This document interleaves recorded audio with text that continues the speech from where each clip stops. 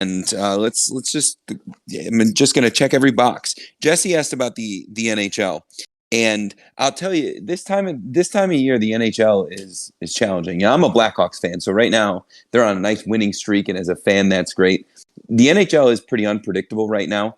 What I'm really looking at there is last year we had historically ugly goalie play, and I had mentioned it a couple times throughout the season that we were at this odd turning point where, you know, perennial all-star and kind of fringe Hall of Fame goalies.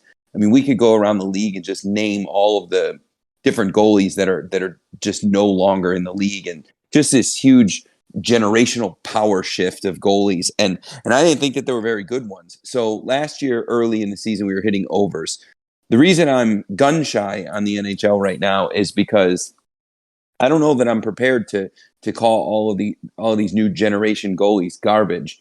And there's a lot of question marks behind teams. Like I don't know what's happening in Chicago that they've won the last 5 games. I don't quite believe in it, but it's happening. Ottawa made some really good moves in the offseason. And so I guess what I'm saying is I don't believe in the NHL right now. What I have been doing though, and I shared one. I shared one last night. There's some basketball plays, and I continued with that game. Not to leave anybody out of picks, but we looked at that the Brooklyn Nets game, and we felt like quarter one was going to be under, and it was, and then then we turned around and first half. We jumped and took points, and so basketball is actually becoming a little bit more clear. And I'm not talking about one team versus the next, but just reading the flow of the game and the common sense, right? Like that particular game with Brooklyn and Milwaukee. Well, under 58.5 was the play for the first quarter. Okay, cool. We hit that. But then what happened was it dropped down. Actually, now I'm getting two different games confused, but I'm thinking of the Laker game. But the Laker game, what Lakers Denver, the first half point spread originally, or the first half over under originally was 114. Well, it dropped to 104. Well, it doesn't take a basketball expert or even somebody that knows the players on the team to realize you just got a 10-point discount. So over 104, that's the play. And so I'm looking at a lot of things like that in basketball. Just what's the line? What did it move to? And if there's nothing favorable, nothing to take advantage of, well, then you just walk away.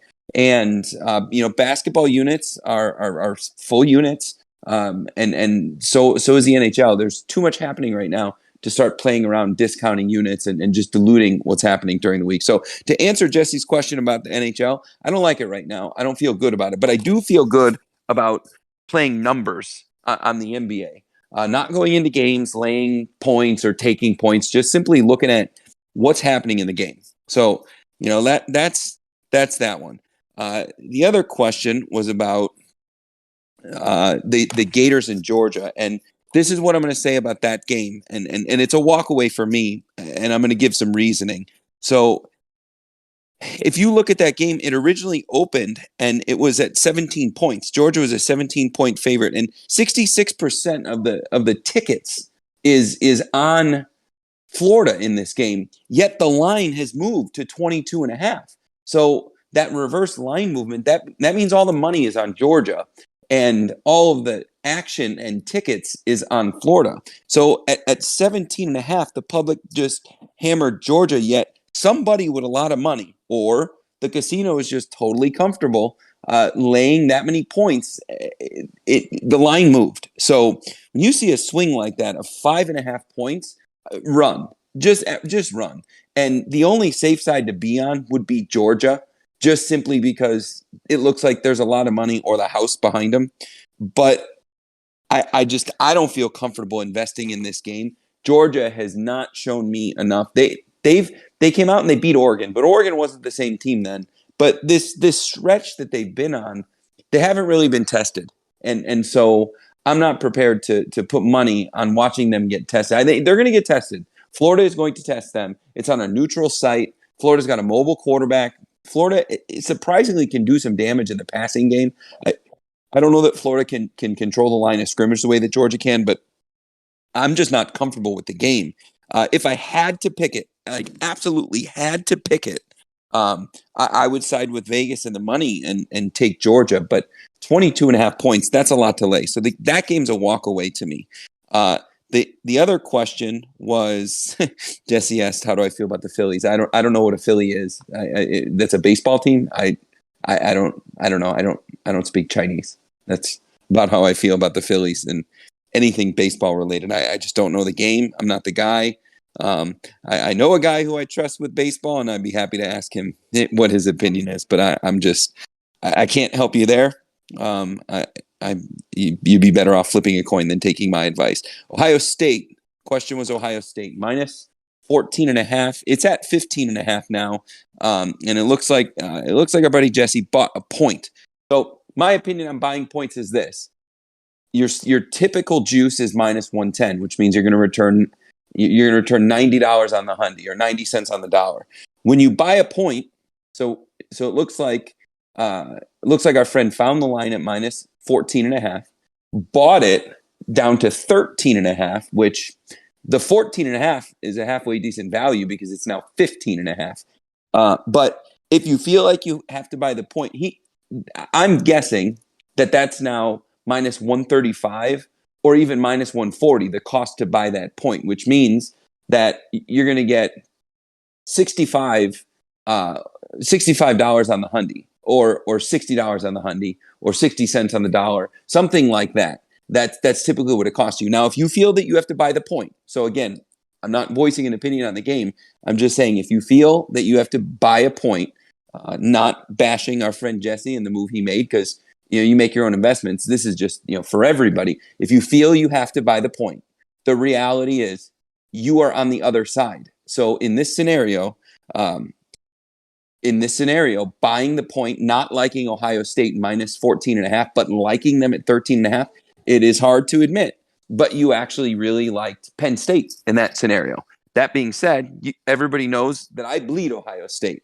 I actually just got new license plates, and they're in Ohio State frames. So on the bottom it says Ohio State, and my license plate in Kansas is the THEEE. So when you look at my plates, it says the with Ohio State underneath it. And so I feel that 15.5 is a gift in this game.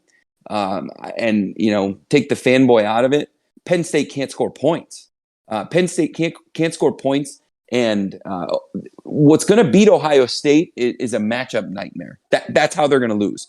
That's how they lost to Michigan last year. Michigan completely dominated the defensive side of the ball and the line of scrimmage. They got a really good push against a weak Ohio State defensive strategy, and that's how they fell to Michigan last year. Iowa last week should have been a bad matchup for Ohio State. They should have been a terrible matchup for them, but it didn't prove to be. Penn State doesn't have the personnel to match up, so I think in this scenario, laying the 15.5, laying the 13.5, that's probably the safe place to be. But again, take my Ohio State predictions with a grain of salt because I am a fan and I think that they're going to score 100 points every week. So I hope everybody is on this Louisiana Lafayette because they just picked off the first play of the game. So money line here feels like a gift. The whole city of Hattiesburg is probably all up in arms over their beloved Brett Favre and everything that's going on there. But so that's that.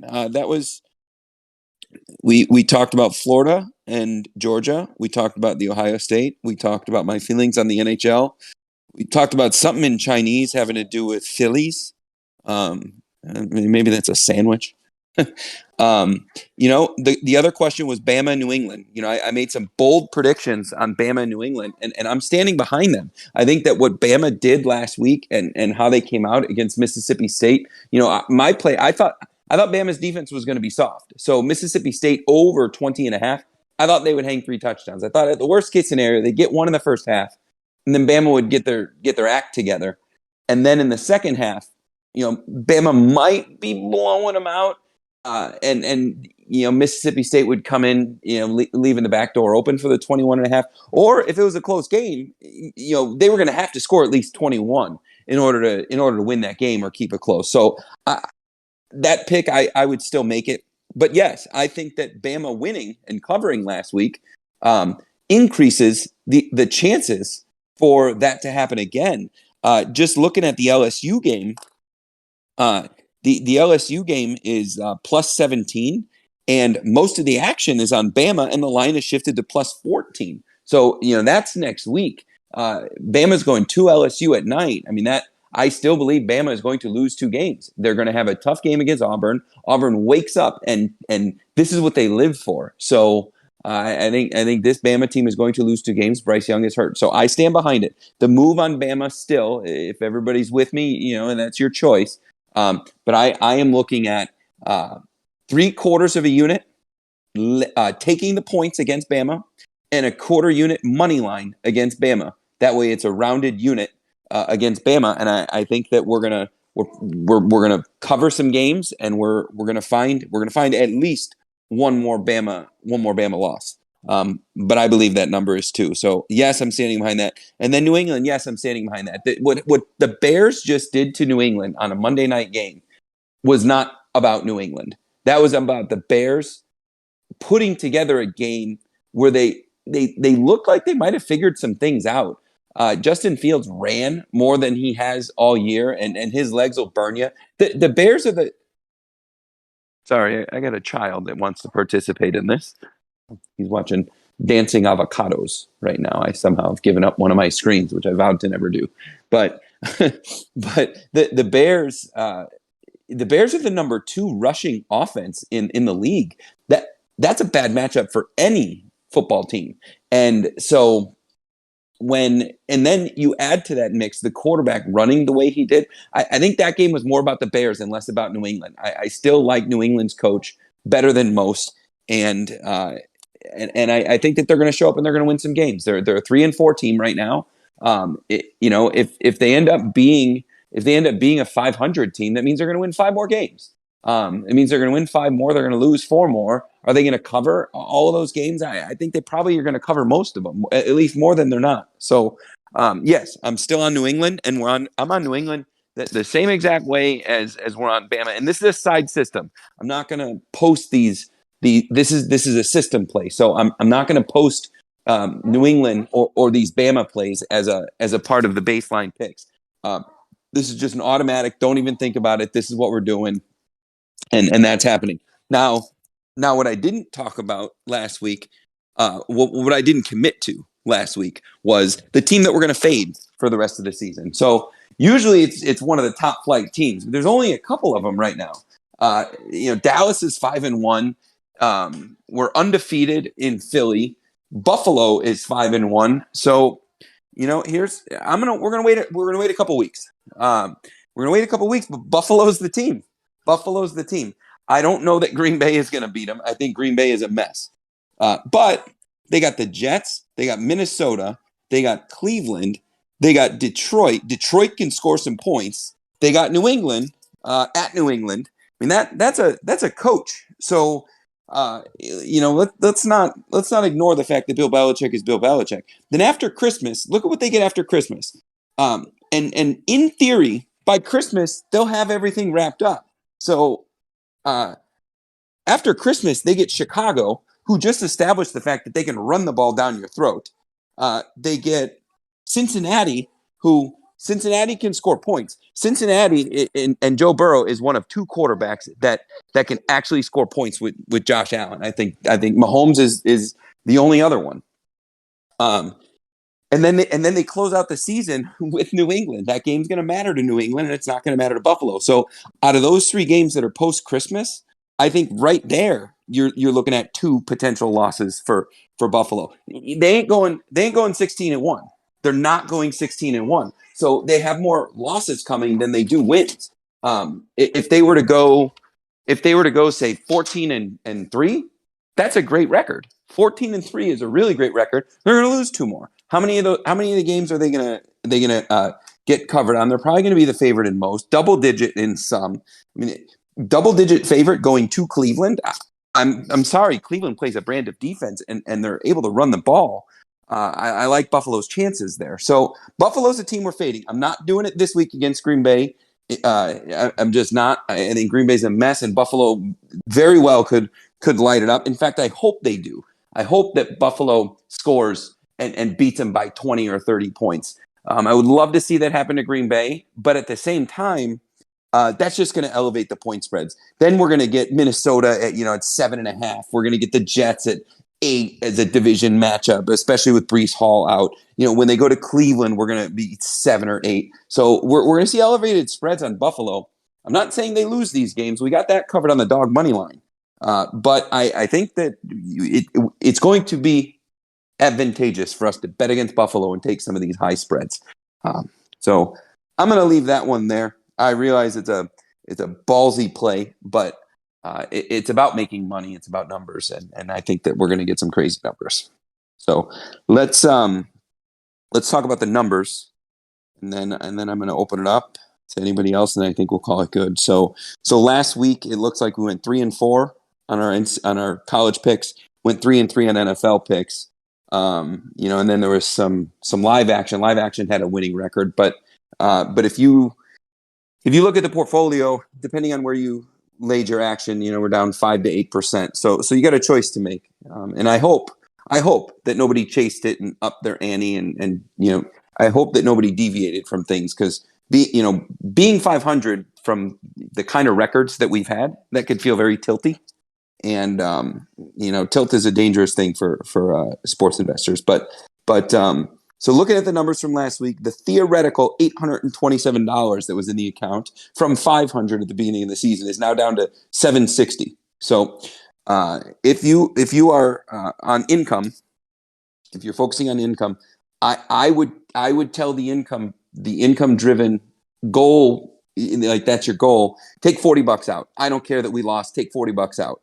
So now you've removed a little bit over $400 for the season. So you've removed almost the entire bankroll, and you're still sitting on $720. And then you got to eat it. Then you got to eat it. Your unit goes down to from what was $32 last week. The unit goes down to, I believe, between $14 and $16, and you just got to eat it, and it sucks. But you can't stop paying yourself, because that's what you started this thing for.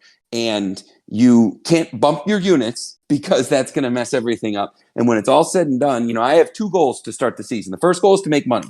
Ultimately, the first goal is to make money. And the number one way that I'm going to support that is I am not going to bankrupt my account and make another deposit. So if you've made a deposit at some point this season, you got to ask yourself why. There's a strategy that you deviated from, and please, it's your bankroll, but you don't want to have to make a deposit. So again, I'm recommending you cut your unit size, you pay yourself, and you move forward. If you are in this to invest and just watch the account grow, you put a chunk of money into this, and you're gonna pay yourself back the same way you would, if your options play went up, you cash a couple and leave the runners run. If you're in that scenario, from $32, you're bumping your unit down to probably $25. And you just got to eat it. You have got to be okay to start the week. If you have $500 in your account, you have got to be okay on Monday morning to look at your account and have $510 in the account, and just accept that as a gain. And you just, if your account goes from $500 to $530, what are the percentages? I mean, that's a 7 or an 8% gain. That's tremendous. And if you're not okay with that, that's fine. This is just something different for you. And the investing strategy is different. Dog money line. All the action is laid for this week coming up, and there's $19.78 in the account. So dog money line, as I posted the other night, is up 98% for the season. So that's another mindless. So we got a few different systems out there that are kind of side units that are paying us along with these baselines. So you throw the dog money line in there. You throw the unders in there. We're cashing tickets, and it's a good season. So I'm going to leave it there. Anybody else have anything? All right. If nobody else has anything, I am going to wish everybody luck with this Ragin' Cajun game. Bonus play, I like Tampa to score over 3.5 in quarter one. All right. Have a good night.